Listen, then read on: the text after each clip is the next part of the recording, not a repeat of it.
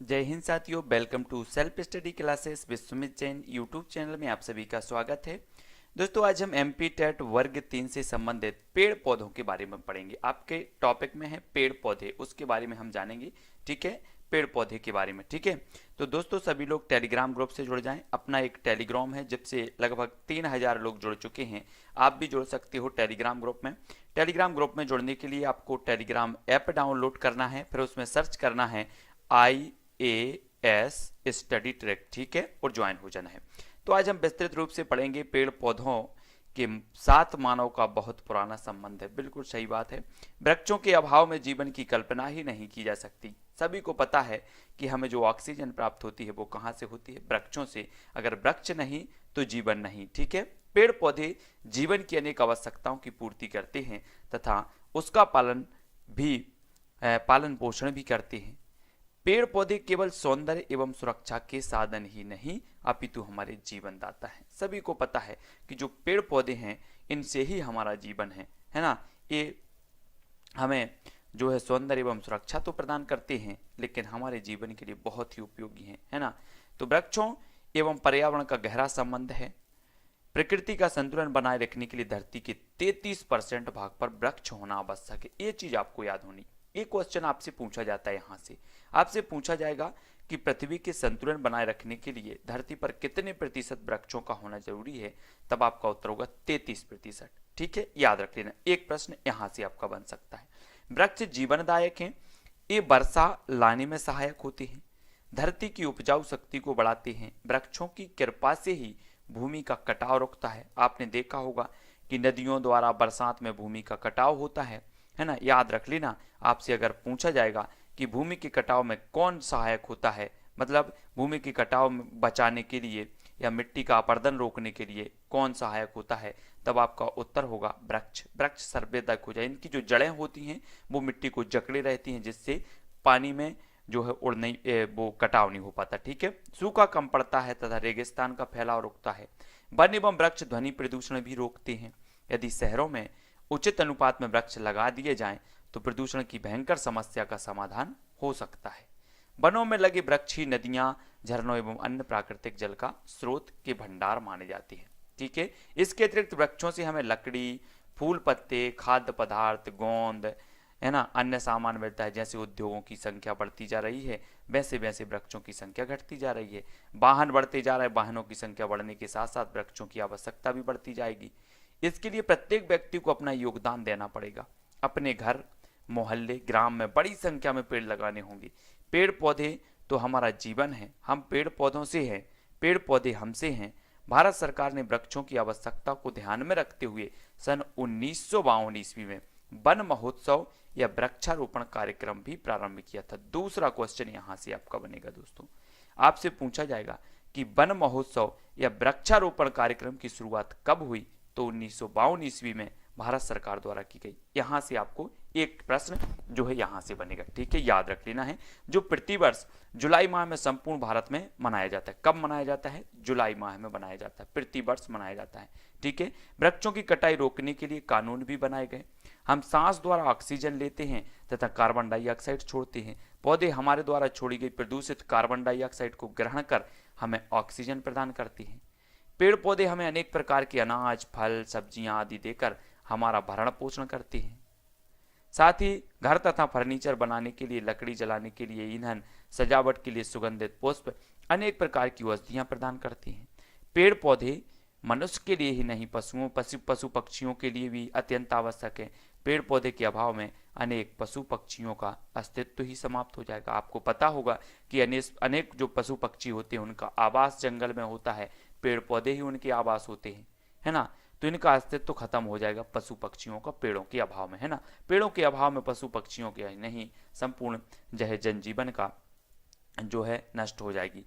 पौधों का वर्गीकरण देखो। संसार में विभिन्न प्रकार के पौधे हैं जो संरचना, रूप व आकार से में एक दूसरे में भिन्न है। कुछ समानताओं व असमानताओं के जो है आधार पर किया गया वर्गीकरण पूर्ण व सुव्यवस्थित अध्ययन के लिए आवश्यक है। सर्वप्रथम थियोफ्रेस्टस 370 से 285 बीसी ने पौधों का वर्गीकरण उनके रूप और परिणाम के आधार पर किया। अगर आपसे पूछा जाएगा कि पौधों का वर्गीकरण सर्वप्रथम किसने किया, तब आपका उत्तर होगा थियोफ्रेस्टस ने। कब किया? 370 से 285 बीसी में, है ना। उनके रूप और परिमाण के आधार पर किया गया। इन्हें वनस्पति विज्ञान का जनक कहा जाता है। मोस्ट इंपोर्टेंट क्वेश्चन, आपसे यहां से चौथा क्वेश्चन आपका बनेगा कि वनस्पति विज्ञान का जनक किसे कहा जाता है, तो थियोफ्रेस्टस को कहा जाता है। मोस्ट इंपोर्टेंट है, सभी को याद रख लेना है, ठीक है। बहुत बढ़िया आंसर। दोस्तों अगर आपको थोड़ा भी ये लाभदायक है, समझ में आ रहा हो, तो आप वीडियो को लाइक जरूर करिएगा, ठीक है। थियोफ्रेस्टस ने अपनी पुस्तक हिस्टोरिया, है ना, प्लैनेटारम में लगभग 480 पौधों का वर्णन किया है। मोस्ट इंपोर्टेंट है दोस्तों, यहां से आपसे पूछा जाएगा कि हिस्टोरिया प्लैनेटारम एक किसकी पुस्तक है, तब आपका उत्तर होगा थियोफ्रेस्टस की, है ना। इसमें किसका वर्णन है, तो पौधों का वर्णन है। कितने पौधों का वर्णन है? 480 पौधों का वर्णन है, ये चीज याद रखनी है। स्वीडिश वैज्ञानिक कोरोलस लीनियस 1707 से 1778 ने पौधों के वर्गीकरण पर जेनेरा प्लैनेटारम पुस्तक लिखी। आपको याद रख लेना है, जेनेरा प्लैनेटारम पुस्तक किसने लिखी है, तो वो लिखी है कैरोलस लीनियस ने। कब लिखी है? 1707-1778 के आसपास, है ना, पौधों के वर्गीकरण में, है ना, जिनमें पुष्पों में पाए जाने वाले जननांगों के आधार पर पौधों को विभाजित किया। ओसवाल्ड टिप्पो का आधुनिक व जातीय वृत्तीय ढंग में से किया गया वर्गीकरण सर्वमान्य माना जाता है। किसका? ओसवाल्ड टिप्पो का। सभी को लिखना है, आधुनिक व जातीय वृत्तीय ढंग से किया गया वर्गीकरण, ये वर्गीकरण किसने किया है, तो ओसवाल्ड टिप्पो ने किया है, ये चीज याद रखनी है। संपूर्ण पादप जगत को 3 उपजगत थैलोफाइटा, ब्रायोफाइटा, टेरिडोफाइटा में बांटा गया है। याद रख लेना है, आपसे यहां से क्वेश्चन बनेगा, संपूर्ण पादप जगत को कितने उपजगत में बांटा गया, तब आपका उत्तर होगा 3। आपसे पूछा जाएगा कौन कौन से, तो थैलोफाइटा, ब्रायोफाइटा और टेरिडोफाइटा, ये चीज आपको याद रखनी है। अब दोस्तों बात करते हैं हम शैवाल की बात करेंगे। शैवाल पर्णहरि में युक्त संवहन ऊतक रहित थैलोपाइटस हैं, जिसके थैलस में वास्तविक जड़ें, तना एवं पत्तियां आदि नहीं होते। इनमें सूक्ष्म एक कोषीय पौधे से लेकर विशालकाय बहुकोषीय पौधे पाए जाते हैं। हरे शैवालों में पर्णहरिम और कैरोटीन होता है। हरे शैवालों में क्या होता है? पर्णहरिम और कैरोटीन होता है। लाल व भूरे शैवालों में समुद्री होते हैं।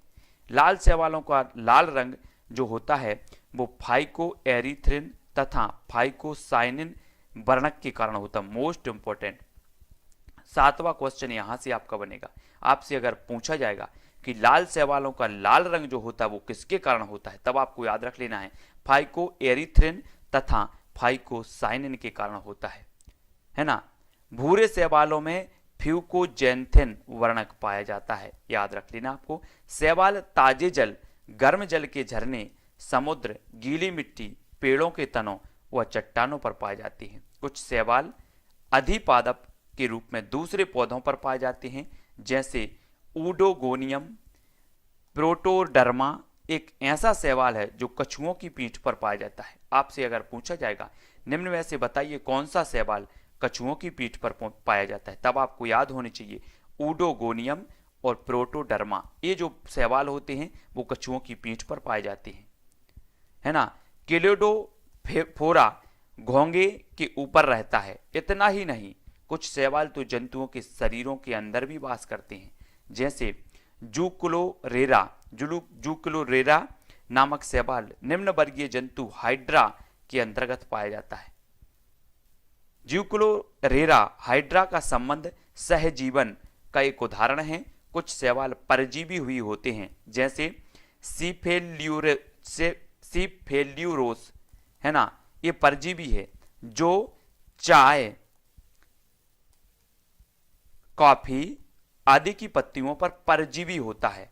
पेड़ों की छालों, दीवारों तथा चट्टानों आदि में साइमनसिएला शैवाल पाया जाता है। ऑसिलेटोरिया मनुष्य व दूसरे जंतुओं की आंतड़ियों में पाया जाता है। याद रख लेना, अगर आपसे पूछा जाएगा कि मनुष्य व जंतुओं की आंतड़ियों में पाए जाने वाला शैवाल कौन सा है? तब आपका उत्तर होगा ऑसिलेटोरिया। यहाँ पर साथियों हम देख रहे हैं विशेष स्मरणीय तथ्य, मैक्रोसिस्टिस और नेरियोसिस्टिस सबसे बड़े शैवाल हैं जिन्हें गैंट कैल्प्स कहते हैं। सभी को याद रख लेना है। अगर आपसे पूछा जाएगा कि सबसे बड़े शैवाल कौन से हैं, तब आपको मैक्रोसिस्टिस और नेरियोसिस्टिस पता होनी चाहिए, जिन्हें गैंट कैल्प्स कहते हैं। ठीक है, याद रख लेना है। अल्वा को साधारण जो है सी लेट्यूस जो है कहते हैं, सभी को याद रख लेना है। ठीक है, ट्राइकोडेसिमियम इरीथ्रियस एक हरी नीली शैवाल है जो सागर के जल के ऊपर तैरता है तथा जिसके कारण उस सागर का जो रंग है वो लाल मालूम पड़ता है। कुछ नील हरित शैवालों जैसे माइक्रोसिस्टिस, ओसिलेटोरिया, लिंगबिया आदि के कारण वाटर ब्लूम्स कहलाते हैं। कुछ नील हरित शैवाल जैसे एनाबिया, नोस्टॉक, सिलेंड्रोस्पर्मम, है ना, ऑलोसाइरा, ओसिलेटोरिया आदि नाइट्रोजन स्थिरीकरण में सहायक होते हैं, है ना। अगर आपसे पूछा जाएगा कि निम्न में से बताइए कौन से शैवाल नाइट्रोजन स्थिरीकरण में सहायक हैं, तब आपका उत्तर होगा नोस्टॉक, सिलेंड्रोस्पर्मम, है ना, ऑलोसाइरा और ओसिलेटोरिया ये होते हैं। याद रख लेना, बहुत ही महत्वपूर्ण है। नो स्टॉक तथा एनाबेना में एक विशिष्ट संरचना पाई जाती है जिसे हेट्रोसिस्ट कहते हैं। नील हरित शैवाल का नया नाम साइनोबैक्टीरिया दिया गया है। किसका? नील हरित का, साइनोबैक्टीरिया। बर्फ पर उगने वाले शैवालों को क्राइटोफाइटिक शैवाल कहते हैं। इंपॉर्टेंट है, यहां से भी क्वेश्चन बनेगा। अगर आपसे पूछा जाएगा कि बर्फ पर उगने वाले शैवालों को क्या कहते हैं, तब आपका उत्तर होना चाहिए क्राइटोफाइटिक शैवाल कहते हैं, जो कि हिमशकरों को भिन्न भिन्न रंग प्रदान करते हैं, जैसे रेड शो के कारण, येलो शो के कारण, ग्रीन शो के कारण। ठीक है, इनको आपको याद रख लेना, बहुत ही महत्वपूर्ण है। आगे देख लेते हैं। शैवालों में लिंगी प्रजनन के उपरांत भ्रूण नहीं बनता। वनस्पति विज्ञान की वह शाखा जिसमें शैवालों का अध्ययन करते हैं फाइकोलॉजी कहलाता है। मोस्ट इंपॉर्टेंट है, शैवाल के बारे में आपको याद होनी चाहिए, है ना। शैवालों का अध्ययन क्या कहलाता है? तो फाइकोलॉजी कहलाता है ना। माइक्रोसिस्टिस, क्रोकोकस, ऑसिलेटोरिया और एनाबीना आदि शैवाल जलाशय में जल उफान उत्पन्न करके गंध उत्पन्न करती हैं और पानी सड़ जाता है तथा मछलियां मर जाती हैं। ये चीज आपको याद रखनी है। दोस्तों अब हम पढ़ेंगे ब्रायोफाइटा। ब्रायोफाइटा के अंतर्गत मांस एवं लिवर वर्ड्स आते हैं। ब्रायोफाइटा भ्रूण बनाने वाले पौधों का सबसे साधारण व आद्य समूह है। इसमें संवहन ऊतक नहीं होता। ये पौधे स्थलीय होने के साथ साथ छायादार व नम स्थानों पर उगते हैं और इन्हें अपने जीवन में पर्याप्त आर्द्रता की आवश्यकता होती है। अतः कुछ वैज्ञानिक ब्रायोफाइटा समुदाय को वनस्पति जगत का एम्फीबिया वर्ग कहते हैं। इनका मुख्य पौधा युग्म कोदभिद होता है। इस वर्ग के सदस्य आकार में सूक्ष्म होते हैं। इस वर्ग का सबसे बड़ा पौधा है डासोनिया। युग्म कोदभिद के मूल भाषों को छोड़कर शेष भाग में क्लोरोप्लास्ट होते हैं, जिसके कारण ये आत्मपोषी होते हैं। युग्म कोदभिद में विविध प्रकार का वर्दी जनन होता है, जैसे विखंडन, जैमा, है ना। ये और भी देखते हैं इसके बारे में। ये देखो, ट्यूबर, प्रोटोनीमा, पत्र प्रक्रिया द्वारा माली गुटी ग्रेफ्ट बांधने के लिए मांस घास का प्रयोग करते हैं। इस मांस घास को स्फेगनम कहते हैं, याद रख लेना। ब्रायोफाइटस छोटे थैलसनुमा होते हैं। इनमें तने एवं पत्तियों की तरह रचनाएं मिलती हैं। इनमें जड़ें हमेशा अनुपस्थित होती हैं, किंतु थैलस के अभ्यक्ष सतह से तंतु की तरह कई रचनाएं निकलती हैं, जिन्हें मूलांग कहा जाता है। ये पौधों को स्थिर रखने और भूमि से खनिज लवण का अवशोषण करने में सहायक होती हैं। ब्रायोफाइटस में पीढ़ी एकांतरण स्पष्ट रूप से पाया जाता है। दोनों पीढ़ियां युग्म कोदभिद तथा बीजाणुभिद कहलाती हैं। ये चीज आपको याद रखनी है, ठीक है। टेरिडोफाइटा देखो, टेरिडोफाइटा। तो दोस्तों आज के वीडियो में हम इतना ही अध्ययन करेंगे। अगले अध्ययन में हम टेरिडोफाइटा से पढ़ेंगे। ये बहुत ही सूक्ष्म पौधों के बारे में यहाँ पर चर्चा कर रहे हैं और यहाँ से लगभग हमने जितना भी अभी 14 मिनट का या 15 मिनट का वीडियो देखा है, लगभग 10 से 12 क्वेश्चन आपके क्लियर हुए होंगे। ये क्वेश्चन बहुत ही महत्वपूर्ण है। इसी प्रकार से दोस्तों आपके पूरे पर्यावरण से संबंधित हमारा परिवार, भोजन श्रृंखला, खेल और भी जो भी है, अंतरिक्ष विज्ञान है, प्राकृतिक संसाधन, इनके सभी वीडियो उपलब्ध हैं। आप प्लेलिस्ट में जाके देखें, चैनल की प्लेलिस्ट में जाके देखें, सारे के सारे वीडियो सिक्वेंस से आपको मिलेंगे और निरंतर आपको इसी प्रकार से अभ्यास कराया जा रहा है। साथ ही प्रश्न उत्तर भी इस वीडियो जब अपना ये खत्म होगा पूरा चैप्टर, उसके बाद आपको अभ्यास कराया जाएगा, प्रश्न भी आपको इस चैप्टर से दिए जाएंगे। तो वीडियो को सभी लोग लाइक करें, चैनल को सब्सक्राइब कर लें साथियों। तो आज की वीडियो के लिए बस इतना ही। जय हिंद।